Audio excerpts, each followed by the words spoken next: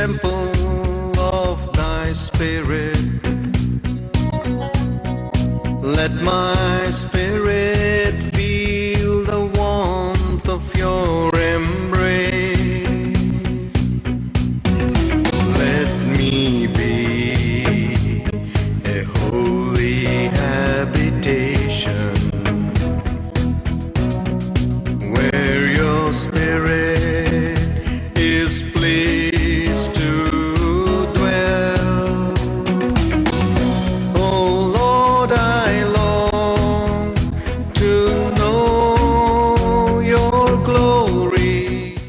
Last week we started studying a topic called the 4 questions of life. पिछले हफ्ते हमने इस विषय के बारे में चर्चा करनी शुरू की थी कि जीवन के मुख्य 4 सवाल कौन से हैं। And we studied the first question. और हमने पहले सवाल का अध्ययन किया था, Can I have complete assurance that all my sins are forgiven? क्या मेरे पास में पूरी शाश्वती हो सकती है कि मेरे सारे पाप क्षमा कर दिए गए हैं? Can I be sure that I'm clean before God? क्या मैं इस बात के बारे में निश्चित हो सकता हूँ कि मैं परमेश्वर के सामने पूरी तरह से शुद्ध हो चुका हूँ? And we found the answer in the Bible. और हमने बाइबल में से इसका जवाब देखा है। Yes, you can be sure. हाँ, अवश्य आप इसके बारे में निश्चित हो सकते हैं, Because God Himself made the way for us to be sure. क्योंकि स्वयं परमेश्वर ने हमारे लिए मार्ग बनाया कि हम निश्चित हो जाएं। By sending His own Son, Jesus Christ, to pay the price for our sins. और उसने अपने ही पुत्र प्रभु यीशु मसीह को भेजा कि वो आकर हमारे पापों के लिए दाम चुकाए। That was because of God's love. और ये तो परमेश्वर के प्रेम के कारण हुआ है। He loved us so much. उसने हमसे इतना प्रेम रखा Even though we have sinned, कि हालांकि हमने पाप किया था, yet He loved us and He sent His Son to die for us. फिर भी उसने हमसे प्रेम किया और उसने अपने पुत्र को हमारे लिए मरने के लिए भेज दिया। And those who believe and receive Jesus Christ will be forgiven of all their sins. और जो यीशु मसीह पर विश्वास करते हैं और उसे स्वीकार करते हैं, उनके सारे पाप क्षमा कर दिए जाते हैं। And those who repent and turn away from their sin will be accepted by God. और जो पश्चाताप करके अपने पापों से फिर जाते हैं, परमेश्वर उन्हें स्वीकार करता है। जो लोग पश्चाताप करते हैं, परमेश्वर उन्हें स्वीकार करता है। So now we come to the second question. और अब हम यहाँ पर दूसरे सवाल में आ पहुंचे हैं, How can I have victory over these weaknesses and sins that are plaguing me all the time? हर समय मुझ पर हमला करने वाले ये जो कमजोरी है, ये जो पाप है, इससे मैं कैसे विजय पा सकता हूँ? Many people go on long pilgrimages and do many penances. बहुत से लोग जो है बड़ी तीर्थ यात्रा पर जाते हैं और बहुत सी विधियों को मानते हैं, वो बहुत कुछ करते जाते हैं। They put their body through so much of torture. और वो तो अपने शरीर को इतनी यातनाएं और इतनी पीड़ाएं देते हैं, And they go through dangerous trekkings to different places. और वो तो बहुत ही खतरनाक रास्तों से होते हुए कई दूसरी जगह पर, बहुत सी जगह पर वो जाते हैं। They want to find God somewhere. वो परमेश्वर को कहीं न कहीं ढूंढना चाहते हैं। But after all that pilgrimage and trekking and the suffering, when they come back to their place, once again they live the same old life. लेकिन ये सारी तीर्थ यात्रा करके और यहाँ तक कि इतना मुश्किल रास्ता पार करके जबकि वो यात्रा करके वापस आते हैं, तो फिर से जीवन में वही मुश्किलें देखते हैं। They again commit the same old sins that they always were committing before the pilgrimage. और वो इस तरह की यात्रा करने के पहले जो भी पाप करते आ रहे थे, उन्हीं पापों को फिर से करने लग जाते हैं। See, when you go on a pilgrimage and do so many things, it doesn't change the nature inside you. देखा जाए तो जब आप किसी यात्रा पर जाते हैं और ये सारी विधियों को करते हैं, तो ये आपके भीतर का आपका जो स्वभाव है, उस स्वभाव को नहीं बदलता है। It doesn't give you power to overcome those sins that were troubling you. जो पाप आपको परेशान कर रहे थे, उन पापों के ऊपर में विजय पाने की ये सामर्थ्य आपको नहीं देता है। If you were an alcoholic before you went for your pilgrimage, you'll come back and go back to the same alcohol. अगर आप यात्रा करने जाने के पहले अगर शराब पीने के आदी थे, तो वापस आने के बाद में फिर से आप जाकर शराब पीने लग जाते हैं। If you were addicted to drugs before going there, you thought you'll get over it, but when you come back, you are again back to the same drugs. अगर आप वहां पर जाने के पहले ड्रग्स के आदी रहे हैं, आपको लगता है कि वहां पर जाने पर ये आदत छूट जाएगी, लेकिन वापस आने के बाद में फिर से आप ड्रग्स लेने लग जाती हैं। So whatever you were doing before, you will continue to do the same thing. यानी आप पहले जो कुछ भी करते आए हैं, वही कामों को आप फिर से करते हैं। You don't have victory over the sin. आप पाप के ऊपर में विजय नहीं पाते हैं। You don't have the power to let go of all those evil things. आपके पास में इतनी सामर्थ्य नहीं होती है कि आप इन सारी बुरी चीजों को ऐसे ही छोड़ दें। So how can a person have victory over sin and to live a righteous life? तो कैसे कोई एक व्यक्ति पाप के ऊपर में विजय पा सकता है और वो धार्मिकता का जीवन जी सकता है? Where is the answer to that? इसके लिए जवाब कहाँ है? If you find that answer in the book you're following, it's fine, follow it. आप जिस किताब को मान रहे हैं, अगर उसमें इसका जवाब मिलता है तो ठीक है, आप उसे मानते चले जाइए, आप उसे मानिए। Most of the teachings are, oh, you do this, there you do this penance and so many things, maybe you will overcome. बहुत सी शिक्षाएं तो ऐसी होती कि तुम ये करो, तुम वो करो, तुम ऐसी विधि करो, तुम वैसी विधि करो, अगर तुम ऐसा करोगे तो शायद हो सकता है कि तुम इसके ऊपर जयवंत हो सकती हो। It's all based on your human effort. और ये सब कुछ आपके मनुष्य के परिश्रम के ऊपर में ही आधारित होता है। And some people say, oh brother, it's okay, even if I sin, every day I'll sin, every day I'll ask God to forgive me, every day I'll sin, every day I'll ask God to forgive me. कुछ लोग कहते हैं कि भाई ठीक है, मैं अगर पाप करता हूं तो हर दिन मैं परमेश्वर से क्षमा मांग लूंगा, फिर से मैं पाप करूंगा, फिर से परमेश्वर से क्षमा मांग लूंगा, और मैं फिर से पाप करूंगा, फिर से मैं क्षमा मांग लूंगा। One of my friends, when I was when a young person, my friend told me one story. और जब मैं नौजवान था उस समय मेरे एक दोस्त ने मुझे एक कहानी बताई थी। If you take a little plant, अगर आप एक छोटे पौधे को लेते हैं and every day you plant it, the next day you pull it out, the third day you plant it and you pull it out, you keep on doing that, what happens to the plant? अगर आप एक छोटे से पौधे को लेकर एक दिन उसे बोते हैं, दूसरे दिन उखाड़ देते हैं, फिर से तीसरे दिन बोते हैं, फिर से उखाड़ देते हैं, तो फिर उस पौधे का क्या होगा, जरा आप इस बात के बारे में सोचिए। Finally that plant will die. आखिर में वो पौधा मर जाएगा। But that's not the way we are supposed to live our life. लेकिन हमें अपना जीवन इस तरह से नहीं जीना चाहिए। We are supposed to live our life. Actually, God wants us to walk in holiness. हमें पवित्रता में जीना चाहिए। परमेश्वर यही तो हमसे चाहता है। God wants us to walk in righteousness. परमेश्वर चाहता है कि हम धार्मिकता में चलते चले जाएं। But you say, brother, how is it possible? There are so many things to distract and tempt me and make me fall. आप कहेंगे भाई ये कैसे संभव है? ऐसी बहुत सी बातें हैं जो मेरा ध्यान भटकाती है, मेरी परीक्षा करती है और मुझे गिरा देती है। So hard to avoid doing those things. और उन सारी बातों को टालना तो बहुत ही मुश्किल हो गया है। How can I do that? मैं इसे कैसे कर सकता हूँ? How can I have victory? कैसे मैं विजय पा सकता हूँ? My body is so weak. मेरा शरीर बहुत ही कमजोर है। Always I have the desire to do those bad things. हमेशा मेरे अंदर इच्छा होती है कि मैं वो सारे गलत काम करते चले जाऊं। Those who are addicted to smoking. और जो लोग सिगरेट पीने के आदी रहे हैं, Oh, they struggle to stop it. और वो सिगरेट छोड़ने के लिए बड़ी मुश्किल का सामना करते हैं। Every time they'll try, within a few days they're back to smoking. हर समय वो कोशिश करते हैं, बस कुछ ही दिनों में फिर से वापस वो सिगरेट पीना शुरू कर देते हैं, फिर से उसी आदत में आते हैं। And if they stop it, they become so irritable, so angry, they fight with everybody. और अगर वो उसे रोक भी देते हैं तो उन्हें चिड़चिड़ापन लगता है और वो सभी लोगों से लड़ना शुरू कर देते हैं। They come under the dominion of those weaknesses. देखिए वो तो उन सारी कमजोरियों के अधिकार में, उनके वश में चले जाते हैं। They don't have power to break off those things. उनके पास में कोई सामर्थ्य नहीं होती है कि इन सारी बातों को तोड़ दे। Oh, those who are on drugs, they struggle to get out of it. जो लोग ड्रग्स के आदी हैं वो तो इसमें से बाहर आने के लिए कश्मकश का सामना करते हैं। Even after medical treatment, when they come out of medical treatment, they go back to drugs. और यहाँ तक कि मेडिकल उपचार करने के बावजूद भी वो फिर से वापस ड्रग्स में चले जाते हैं। How can you have victory over all these weaknesses? इन सारी कमजोरियों के ऊपर में कैसे विजय प्राप्त कर सकते हैं? How can you walk a holy life? कैसे आप पवित्र जीवन जी सकते हैं? How can you live a life which is pleasing to God? आप ऐसा जीवन कैसे जी सकते हैं जिससे परमेश्वर प्रसन्न होता है? See, it says in the book of Romans chapter 6. Romeo अध्याय 6 में ये इस तरह से कहता है। Let's read from verse 12. आइए वचन 12 से पढ़ते हैं। Let not sin reign in your mortal bodies that you should obey the lusts of that sin. इसलिए पाप तुम्हारे नश्वर शरीर में राज्य न करे कि तुम उसकी लालसाओं के अधीन रहो। यहाँ इस तरह से रोमियो में ये वचन हमें बताता है।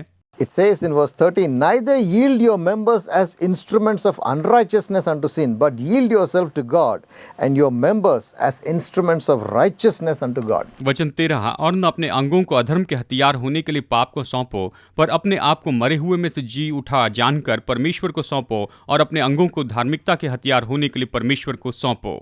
So it says in verse 14, for sin shall not have dominion over you, for you are not under law, but you are under grace. वचन 14 कहता है, तब तुम पर पाप की प्रभुता न होगी, क्योंकि तुम व्यवस्था के अधीन नहीं वरन अनुग्रह के अधीन हो। ऐसे ये वचन बताता है। So here you have the answer to that question. यहाँ पर इस सवाल का जवाब हमें दिया गया है। Sin will not have dominion over you. जो पाप है वो आप पर अधिकार नहीं करेगा।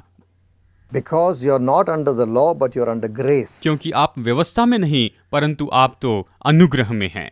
When you are under the law, it will all be on your human effort to try to live a righteous life. क्योंकि जब आप धार्मिकता के काम के लिए मनुष्य की शक्ति में होकर काम करेंगे, मनुष्य के अनुसार काम करेंगे, तो आप इसे नहीं कर पाएंगे। But when you come under grace, the grace of our Lord Jesus Christ, लेकिन जब आप अनुग्रह में आएंगे, हमारे प्रभु यीशु मसीह के अनुग्रह में जब आप आएंगे, you receive power to overcome that weaknesses. तो आप सामर्थ पाएंगे कि आप उन सारी कमजोरियों के ऊपर में जयवंत हो जाएं And you become a servant of righteousness, not a servant of sin. और आप धार्मिकता के दास हो जाएंगे, आप पाप के दास नहीं होंगे।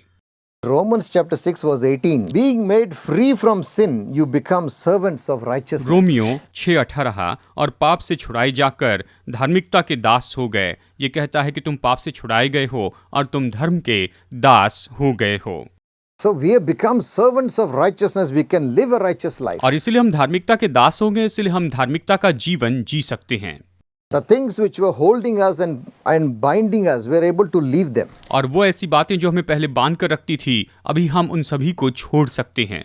Because God's Spirit comes into your life. क्योंकि परमेश्वर की आत्मा आपके जीवन में आती है And that the Spirit of God will give you power to live a righteous life. और परमेश्वर की आत्मा आपको सामर्थ्य देती है कि आप धार्मिकता का जीवन जीते जाएं। Bible says in 1 John chapter 3 and verse 9. Bible कहती, पहला यूहन्ना अध्याय 3 वचन 9 में बाइबल इस तरह से कहती है, Whoever is born of God does not continue in sin, for the God's seed remains in him, and he cannot continue in sin because he is born of जो God. कोई परमेश्वर से जन्मा है वो पाप नहीं करता क्योंकि उसका बीज उसमें बना रहता है, और वो पाप कर ही नहीं सकता क्योंकि परमेश्वर से जन्मा है। इस तरह से ये वचन हमें बताता है।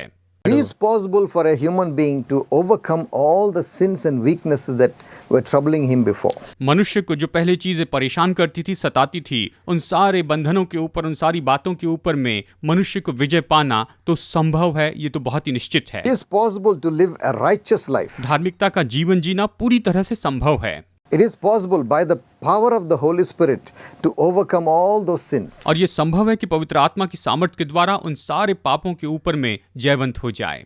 See, it's not an instant process. ये तुरंत होने वाली क्रिया ऐसी नहीं है।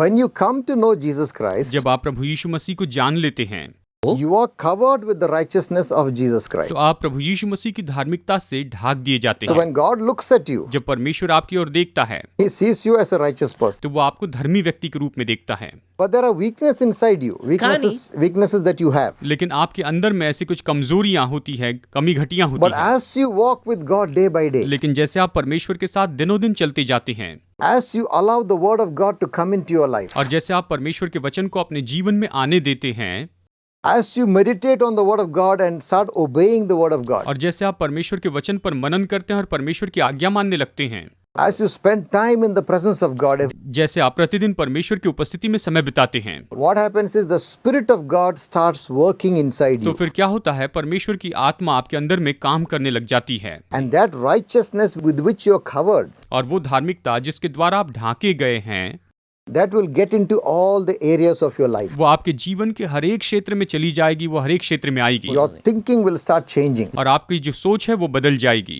You will start thinking thoughts which are in line with God. आप ऐसे ऐसे विचार सोचेंगे जो परमेश्वर के वचन के अनुसार हैं। You will not enjoy thinking evil things. आप बुरी चीजों को सोचते हुए आनंद नहीं उठाएंगे, Because you know that this is wrong, I don't want to sin against God. आप ये कहेंगे कि हाँ, मैं जानता हूँ कि ये बात गलत है और मैं परमेश्वर के विरुद्ध में पाप नहीं करना चाहता हूँ। Your eyes will change. You will not start looking at evil things. आपकी आंखें बदल जाएगी, आप बुरी चीजों को नहीं देखते जाएंगे।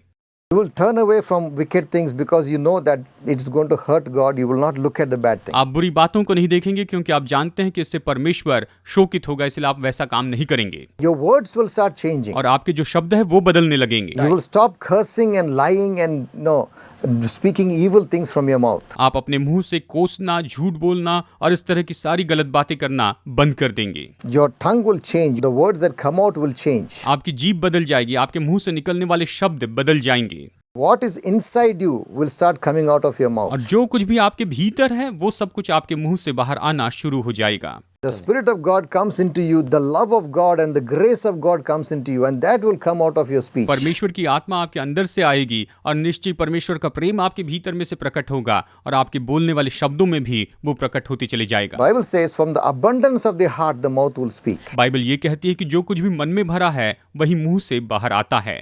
And if you're filled with all the evil things, your mouth will speak all the evil things. और अगर आप सारी बुरी बातों से भरे हुए हैं तो आपके मुंह से केवल बुरी बातें ही आएंगी। When the presence of God fills your life, जब परमेश्वर की उपस्थिति आपके जीवन को भर देती है, the Spirit of God comes to live in you. तो परमेश्वर का आत्मा आप में रहने के लिए आता है। Then you're filled with the things of God. So what comes out of your mouth is are good things. तो फिर आप परमेश्वर की बातों से भर जाते हैं और इसके कारण जो कुछ भी आपके मुंह से बाहर आता है वो केवल अच्छी बात ही होती है। Sin will have no power to control you. और पाप के पास में कोई सामर्थ नहीं होगी कि आप पर अधिकार करें।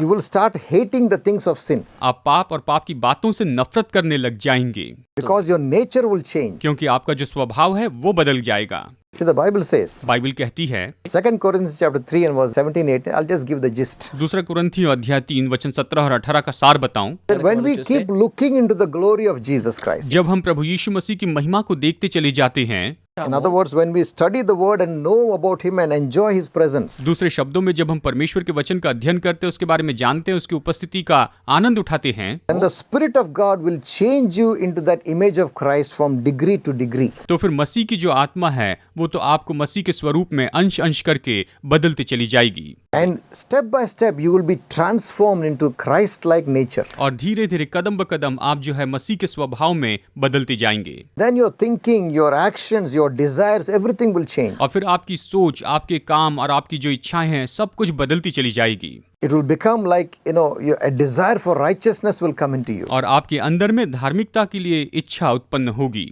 You will not enjoy the sin that you used to enjoy before, आप पहले जिस पाप का आनंद उठाते थे अभी आप उसका आनंद नहीं उठाएंगे, but you will enjoy the things of righteousness. लेकिन आप धार्मिकता की बातों का आनंद उठाते चले जाएंगे And you will not want to do anything to hurt God your Father. और आप अपने पिता परमेश्वर को चोट पहुंचाने के लिए, दुखी करने के लिए कुछ भी करना नहीं चाहेंगे।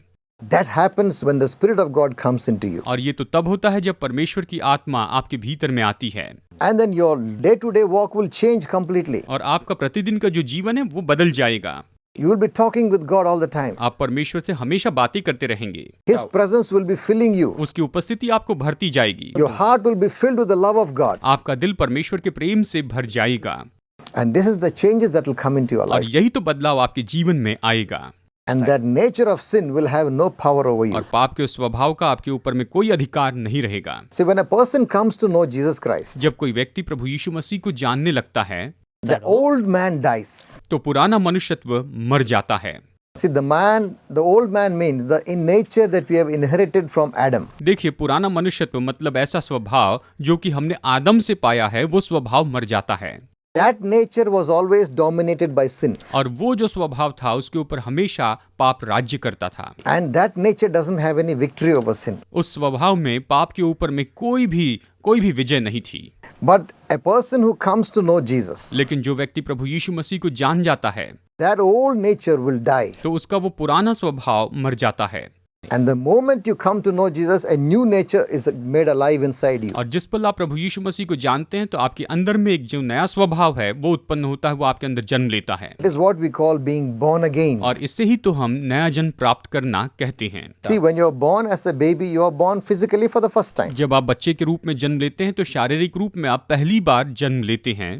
But when you are born again, you are born as a spiritual person into the kingdom of God. लेकिन जब आप नया जन्म पाते हैं तो आप परमेश्वर के राज्य में एक आत्मिक व्यक्ति के रूप में नया जन्म पाते हैं, फिर से जन्म लेते हैं। One preacher said, एक प्रचारक ने इस तरह से कहा, the first time that you are born, no one asked you a permission. जब पहली बार आपने जन्म लिया उस समय किसी ने भी आपसे कोई अनुमति नहीं मांगी, किसी ने भी आपसे कोई अनुमति नहीं मांगी थी। But when you're born, to be born the second time, it is you're the one who has to choose. और दूसरी बार जन्म लेने के लिए, नया जन्म पाने के लिए आपको चुनाव करना है।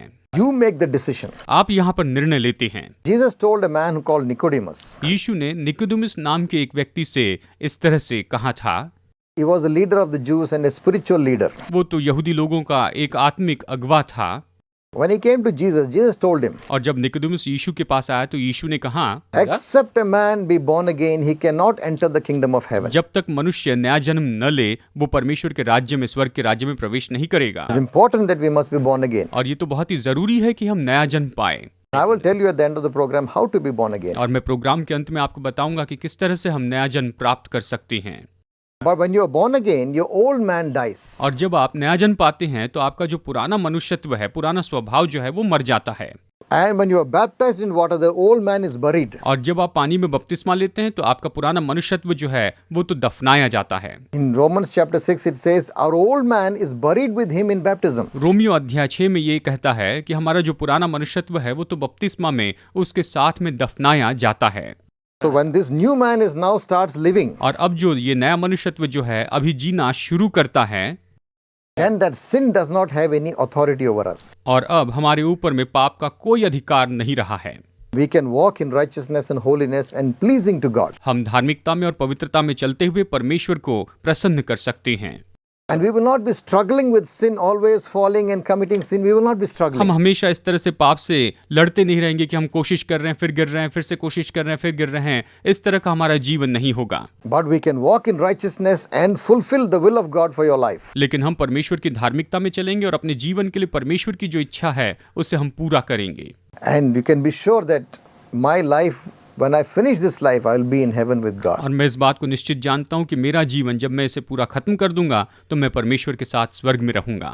So we came to the second question. That first question was, अब यहाँ पर हम दूसरे सवाल में आ जाते हैं। देखिए, सबसे पहला सवाल जो मैंने आपसे पूछा था वो तो यही सवाल था, how can I be sure that my sins are forgiven? मैं कैसे निश्चित हो सकता हूँ कि मेरे सारे पापों को क्षमा कर दिया गया है। Second question was, how can I have victory over sin and not come under the power of sin? और दूसरा सवाल ये था कि कैसे मैं पाप के ऊपर में विजय पा सकता हूँ और पाप की अधीनता में, पाप के अधिकार में नहीं रह सकता हूँ। See, forgiveness of sin is you're forgiven at the time when you come to Christ. जब आप मसीह के पास में आते हैं तब आपको क्षमा कर दिया जाता है, पापों की क्षमा होती है। But after that, you live a whole life on this earth. लेकिन उसके बाद में आप पूरा जीवन इस पृथ्वी के ऊपर ही तो जीते हैं। And through that life, should not come under the power of sin again. और उस पूरे जीवन भर में आपको फिर से कभी पाप की अधीनता में, उसके अधिकार में नहीं आना है। You should live free from sin. आपको पाप से आजाद होकर जीना है। You should live a life which is increasingly righteous and holy, getting more and more holy and more like Jesus. आपको धार्मिकता का जीवन जीना है, पवित्रता का जीवन जीना है और प्रभु यीशु के जैसे और ज्यादा बदलते चले जाना है। See, you don't instantly become perfect, आप तुरंत सिद्ध व्यक्ति नहीं हो जाते हैं, but you grow into perfectness. लेकिन आप उसकी सिद्धता में बढ़ते चले जाते हैं। Grow into the nature of Jesus. आप यीशु के स्वभाव में बढ़ते जाते हैं। And the things that have been holding you one by one, they'll be falling away from your life. और जो सारी चीजें पहले आपको पकड़ी हुई थी वो भी एक एक करके आपके जीवन से दूर होती चली जाएगी। Do you know the Lord Jesus Christ? क्या आप प्रभु यीशु मसीह को जानते हैं?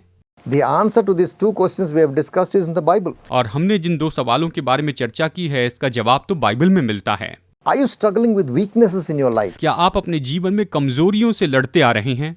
Are you addicted to evil habits which you are not able to overcome? क्या आप ऐसी बुरी लतों के आदी हो चुके हैं जिस पर आप जय नहीं पा सकते हैं? Are you addicted to drink, alcohol, smoking, drugs, immorality? Are you addicted to these things? क्या आप शराब, सिगरेट, ड्रग्स, अनैतिकता, इन सारी बातों के आदी हो चुके हैं? क्या आप इन सारी बातों के लत में पड़े हैं? Are you addicted to pornography on the net and on other things? क्या आप इंटरनेट के ऊपर अश्लील चित्र देखने के आदी हो चुके हैं? There are so many people who are addicted. ऐसे बहुत से लोग हैं जो इसके आदी हो चुके हैं। They know they should not do it, but they keep on doing it. वो जानते हैं कि उन्हें ऐसा नहीं करना चाहिए, लेकिन फिर भी वो इन कामों को करते हैं। Do you want to be free from this bondage of sin? क्या आप इन सारे पाप के बंधन से आजाद हो जाना चाहते हैं? Do you want to live a clean life? क्या आप शुद्ध जीवन जीना चाहते हैं? Do you want to live a life which is pleasing to God? क्या आप ऐसा जीवन जीना चाहते हैं जो परमेश्वर को प्रसन्न करता है? You want to be free from the bondage of sin? क्या आप पाप के बंधन से आजाद हो जाना चाहते हैं? There is a way for you. तो इसके लिए एक मार्ग है। And in the Bible, it shows us how to be free. और बाइबल हमें बताती है कि हम किस तरह से स्वतंत्र और आजाद हो सकते हैं। It says, if you come to Jesus Christ, He will set you free. और बाइबल कहती है कि अगर आप प्रभु यीशु मसीह के पास आए तो वो आपको आजाद कर देगा। The Bible says in John chapter 8, if the Son shall set you free, you are free indeed. Bible यूहन्ना में इस तरह से कहती है कि अगर पुत्र तुम्हें स्वतंत्र करे तो तुम सच में तुम स्वतंत्र हो। The other verse says, you shall know the truth, and the truth shall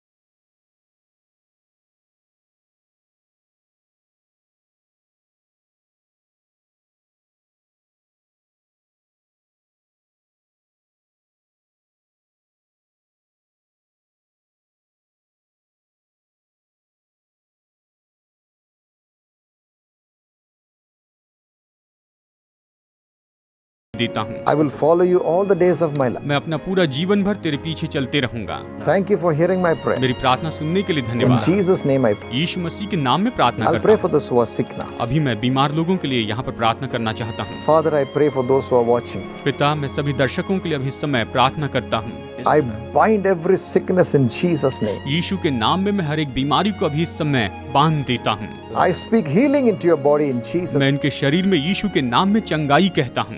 I rebuke that spirit of infirmity in Jesus' name. कमजोरी की आत्मा को मैं यीशु के नाम में अभी इसी समय डांटता हूँ। Cancer go in Jesus' name. Cancer चले जाए प्रभु यीशु के नाम में। Mental illness go in Jesus' name. दिमागी बीमारी चली जाए प्रभु यीशु के नाम में। Curable disease be healed in Jesus' name. असाध्य बीमारी चंगी हो जाए प्रभु यीशु मसीह के नाम में। Diabetes be healed in Jesus' name. Diabetes यीशु के नाम में अभी चंगी हो जाए। I rebuke that sickness. मैं उस बीमारी को अभी इस समय डांटता हूँ। Jesus' name I decree healing into your body. यीशु के नाम में मैं इनके शरीर में अभी इस समय चंगाई की घोषणा करता हूँ। Jesus' name I pray. यीशु के नाम में प्रार्थना करता हूँ। Amen. Amen. God bless you. प्रभु आपको आशीष दे। See you next week. अगले हफ्ते मुलाकात होगी।